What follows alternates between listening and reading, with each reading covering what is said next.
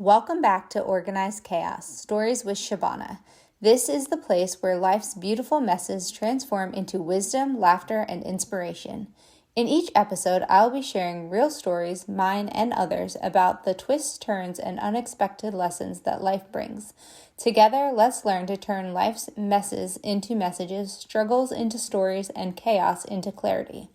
So come join me, friends, while I remind you the true magic is within us all. We hold the power to create a life we not only like, but love. Let's do this. Welcome back to another episode of Manifesting Mondays. I'm so glad you're here. All right, today's story is pretty awesome. Have you ever planned something big in your life, like really big, and somehow everything just kept falling into place? Today I'm sharing the story of how I planned my entire wedding in about 3 months while living on the West Coast, planning a wedding on the East Coast. My wedding dress cost $100. My bridesmaids' dresses were $24.99 each. Friends flew in to help. The facility, the DJ, the officiant, the flowers, the food, and even parts of our honeymoon were either gifted or very reasonably priced.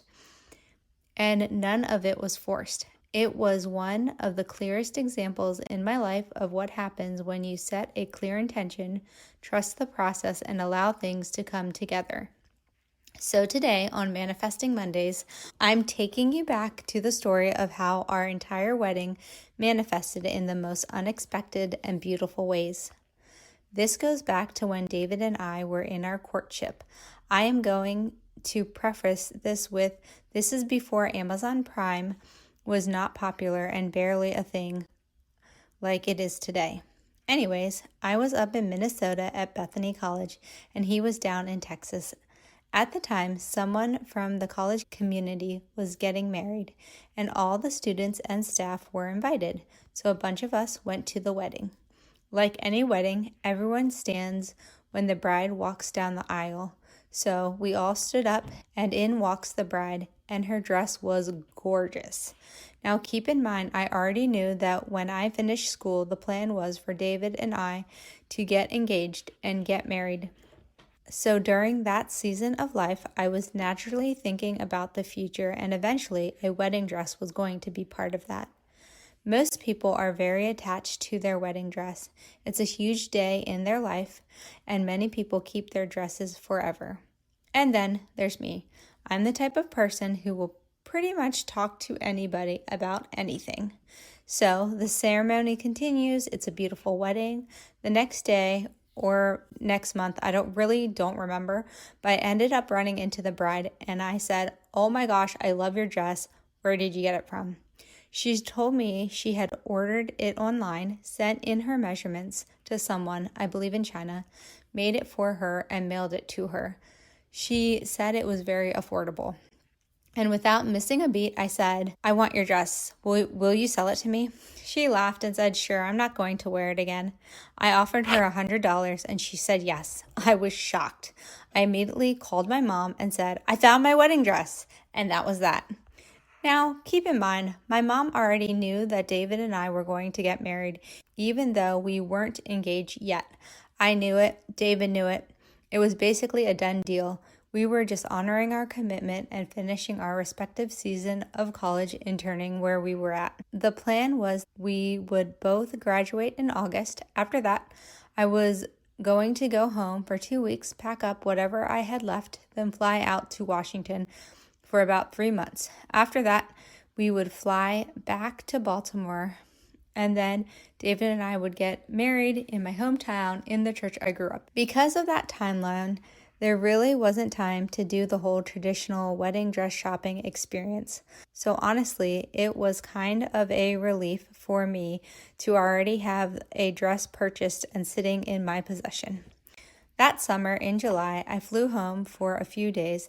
It was actually the first time David also flew in from Texas and stayed with my family for a few days.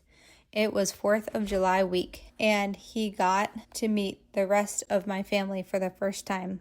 He had already met my dad because he had come to our graduation the previous August. During that visit, David asked my dad for my hand in marriage. He then met the pastor that I wanted to marry us, then saw the church I grew up in.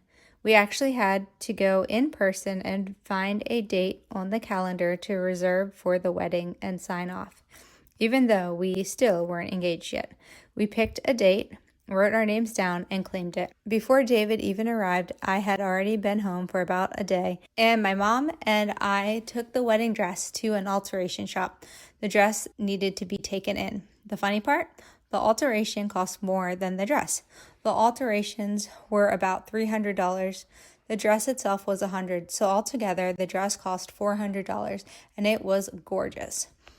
I'll have to post a picture online sometime, but I'll try to describe it. It was strapless, fitted on the top, and then it flowed out into this big puffy skirt with a really long train. It honestly made me feel like a Disney princess on my wedding day. Also, during that July trip home, we were making other wedding decisions.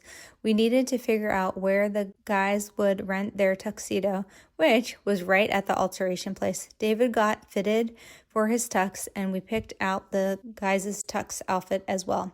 For years, our wedding photos of the men in their tux and me in my dress was on display at the alteration shop as marketing of their fine handiwork in our town. Next, it was time to look for bridesmaid dresses and jewelry. I had 6 bridesmaids, and this next part is another really cool manifestation story. We were at the Old Value City, kind of like if Kmart and Ross had a baby. David didn't have many requests for the wedding, but he did say, "All I really want is blue roses in your bouquet, and for the wedding colors, I'd love something with silver, black, and bluish tones." I said, "Sure, I can absolutely work with that." So my mom and I are walking through the store, and I see these dresses. There are exactly 6 of them. They're $24.99 each. They are unique. They're the perfect shade of blue, with this little silver sparkly detail in the center of the chest. And even crazier, this podcast is sponsored by Happy Mail. I created Happy Mail for when you don't have the words, Happy Mail does. Happy Mail sends handwritten cards of encouragement that uplift, comfort, and reminds everyone they matter. Happy Mail is better than a McDonald's Happy Meal, spreading kindness, not calories. Click the link in the show notes and get your Happy Mail sent ASAP. Limited to U.S. residents only. They were the exact sizes my bridesmaid needed. I remember wishing there were 7 dresses so I could have an extra one. But then I thought, well, I get the pretty white dress in this situation. And I smiled. So I bought them. Then I called each of my bridesmaids and asked, "What size do you wear?" And unbelievably, every single one of them fit their dress perfectly and looked amazing. I was so happy.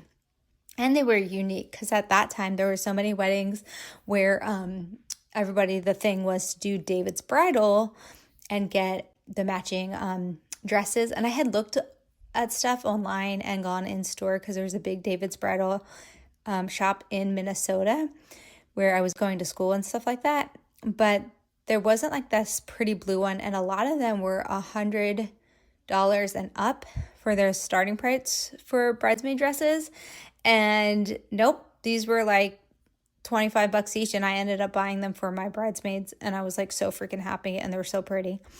All right, so then we ended up finding matching necklaces and bracelets. I don't really fully remember exactly what we picked because it was a long time ago, but we were able to pull everything together so easily. Another really cool part of the story is that my dad gave us a budget for the wedding. He told us that whatever money we didn't spend, we could keep and use towards our honeymoon. So we thought, all right, challenge accepted. The church was free for members to use, so there was no cost there. That included the officiant, who also doubled as the DJ. The church already had tables and chairs for the reception as well. One of the youth pastors told me, "Don't worry about the bouquets or the boutonnieres. I'll gather a team and we'll take care of them. Just tell us what time you need them to be ready and what colors you wanted." Another thing checked off the list. We also had friends who were so excited for us. We were one of the first couples in our friend groups to get married, and people flew out just to help us. We told them what we wanted and they made it happen, setting up the reception hall, organizing the details, and helping everything run smoothly. My friend Lauren flew out and made our wedding cake, and it tasted amazing. She also helped make the food for our wedding, which was another huge blessing. Our wedding ended up being incredibly cost effective because so many people genuinely wanted to give and support us. After the wedding, we were gifted 2 nights at an Airbnb. Then we went back to my mom's house, repacked our bags, and we were also gifted 2 weeks in Florida through timeshares. And keep in mind, we got married December 1st, 2007. So the weather in Florida was like beautiful and perfect when we flew down there. And also, just so you know, I am not sharing this story to gloat, but obviously this podcast series is called Manifesting Mondays. And I'm sharing this because it reminds me, and hopefully it reminds you, of what is possible when you set the intentions that everything is always working out for you and me. It was so clearly displayed in how easy it was to plan this wedding in basically 3 months while living on the West Coast, planning a wedding on the East Coast on a budget while trusting people to help and follow through. It was such a blessing to be able to pay the people who helped us, from the photographer to the caterer, and even fly out a couple of our friends. And we still had money left over for our honeymoon and even put some into savings. The point is this: when you get clear on what you desire and then you take aligned actions, it's amazing how many things can fall into place. Abundance, peace, joy, calmness, flow, good energy, and so much more. Our wedding is just another example of that. I had clear intentions and things kept manifesting in the most beautiful ways. It truly was such a joyful and fun evening and weekend. And because the reception was at the church, there was no alcohol, which meant there was no bill for that either. Oh, and if you're wondering whether I actually had blue roses in my bouquet along with the white roses, you know I did. You're right. Right before I flew out to Baltimore for the wedding, there's the Washington State Fair that happens. So they were selling wooden roses, and I walked by it and was like, oh my gosh, I've never seen these before. So it was like hot pink and blue roses. So I bought a bunch for like $20 and I brought them on my carry-on when we flew out, and I stuck those in my bouquet and they were like perfect. So I got my blue roses and hot pink roses to stick in between the white roses that were in my wedding bouquet. And just like that, another manifestation complete. Check. Okay, before we wrap it up today, I want to leave you with a few reminders. Things really can work out for you. You don't have to control every detail. Sometimes the most beautiful things happen when you simply get clear on what you want and allow life to meet you there.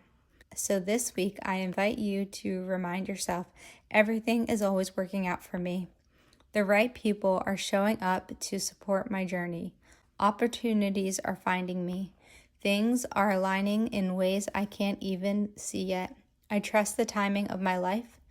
I allow good things to flow to me easily. I am open to miracles. And just like my wedding story, sometimes the most magical things come together when you least expect them. Thank you for joining me for another Manifesting Monday. Stay clear on your intentions, stay open to the possibilities, and remember, life has a beautiful way of meeting you halfway. Remember that I love you and I'm incredibly proud of you. Can't wait to talk next week. Bye. Love you. Hey you, yes you. Thank you so much for listening to Organized Chaos, Stories with Shabana.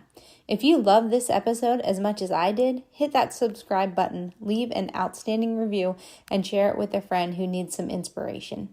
Thank you for being part of this community. Remember, in every bit of chaos, there is always a story waiting to emerge. Who knows, maybe sharing your story might inspire others to share theirs. The possibilities are endless. Let's live in the possibilities.